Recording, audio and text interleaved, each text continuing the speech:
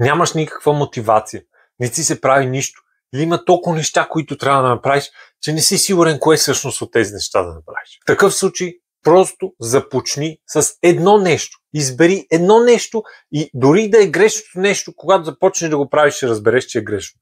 С мисленето, само да го мислиш и да се чудиш кое е правилното, няма да стигнеш до правилното нещо. И няма да постигнеш никакъв прогрес, защото само с желания и мисли не се получават нещата. Трябва действие.